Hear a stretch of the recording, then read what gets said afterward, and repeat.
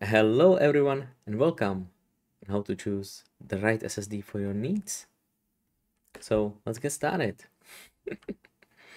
First of all, the main thing about the SSD is which interface does it have? Which interface does your motherboard have? Which do you have? Which slot is empty basically on your motherboard? If it's a SATA, on M.2. If it's a SATA that's been around for ages, it's a slow interface, it's a serialized interface, but that's completely fine. There are usually 4, 6, 8 ports on the motherboard, and if you don't have like four drives on your PC, then you're probably fine. It's also a little bit slower, and it can actually be saturated by SSDs, so you're gonna be limited by the interface speed, but it's completely fine. It's still super fast. It's still plentiful. You know, you won't even notice that much.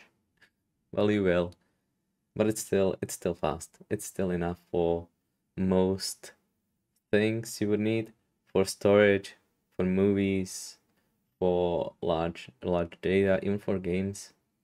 It's completely fine. Then you got M.2, and then actually you can put two uh two protocols into an M.2, let's say. It can either be an NVMe drive or a SATA drive, and that depends on the keying on your slot and on the actual M.2 drive as well. The motherboard slot usually nowadays it supports the PCIe, so you can put both of them into it.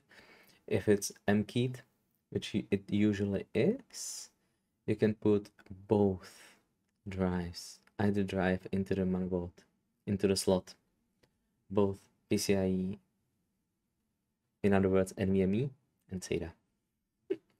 But if it has the B notch, M plus B, then you can only put SATA.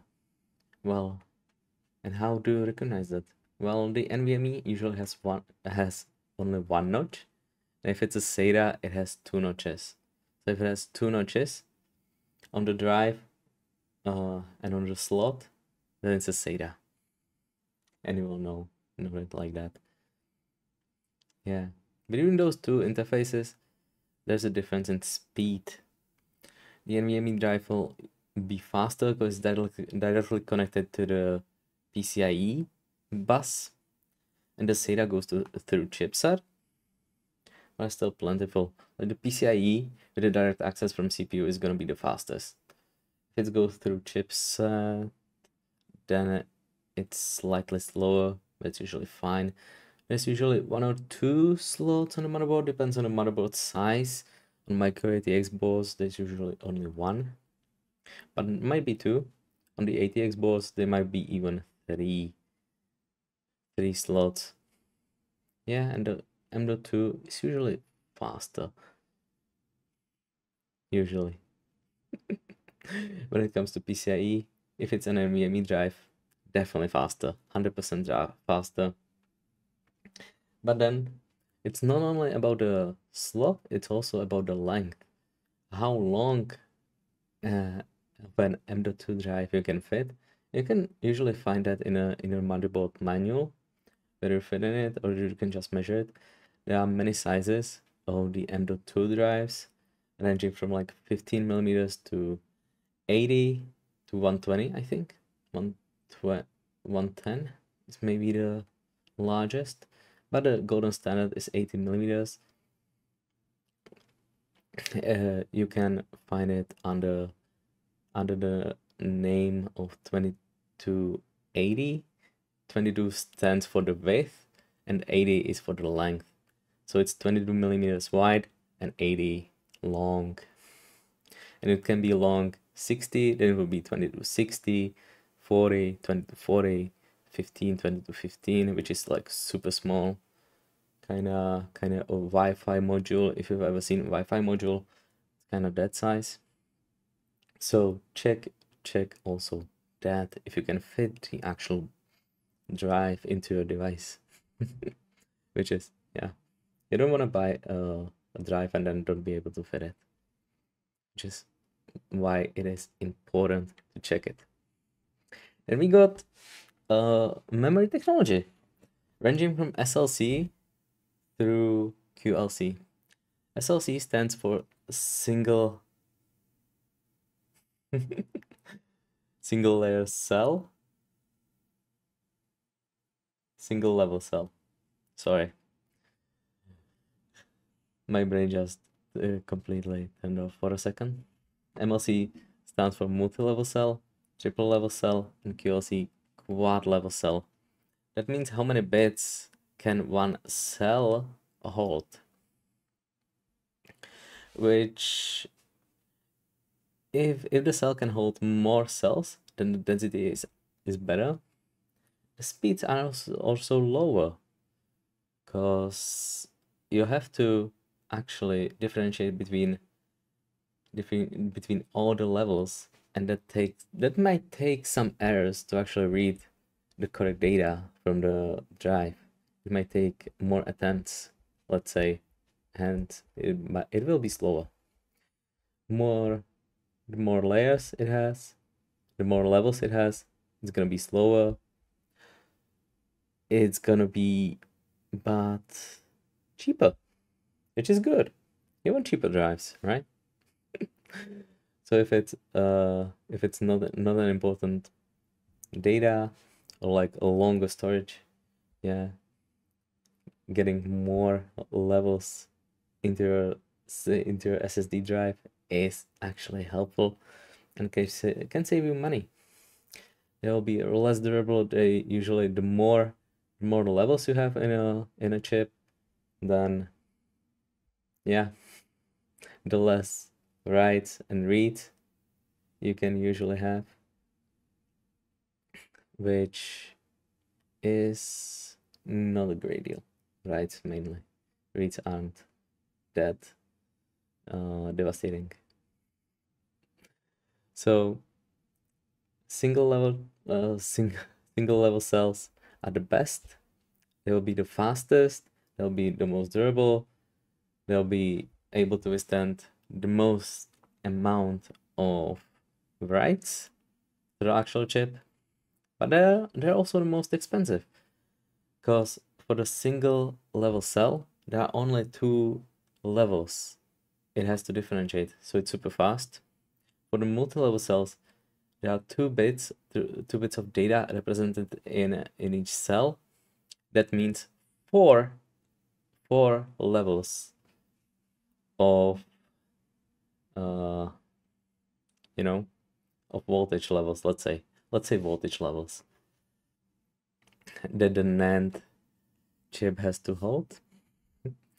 With TLC, it's 2 to the power of 3 levels for 3 bits, so that's 8 levels of voltage it has to differentiate. And for the QLC, it's 16 levels, which is difficult when the range isn't too big, and it isn't. So that's why then you might get a lot of errors and a lot of error checking that makes the entire process take longer. So the reading speed is actually slower. That's why it's slower.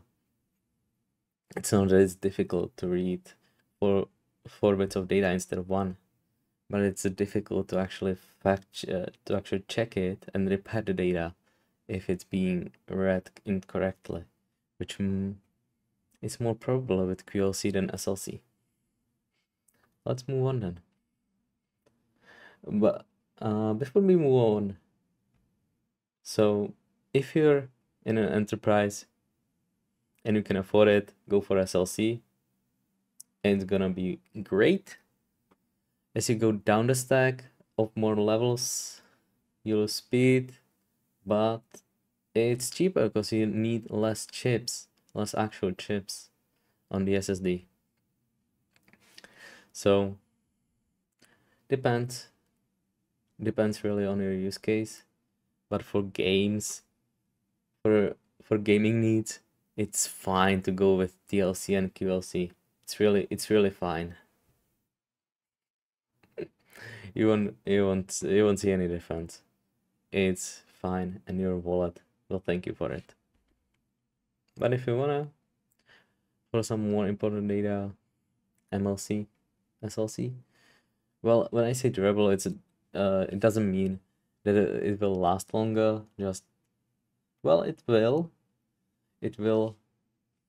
There's a chance it will. So, it's really up to you. And of course, then comes the most important thing in an SSD, and its capacity. There are some sweet spots in capacity.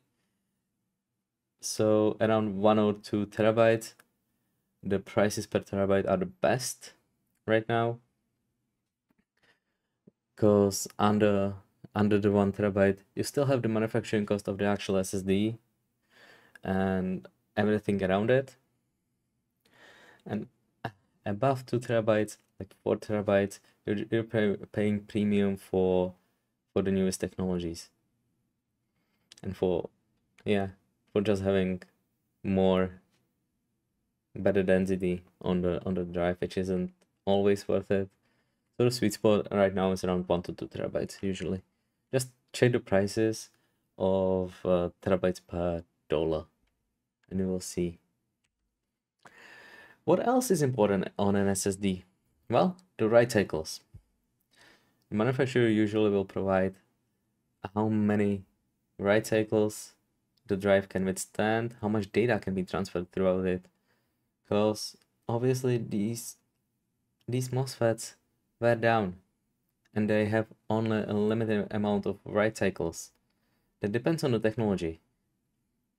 Because it's, as I said previously, it's easier to differentiate 2 levels of voltage versus 16.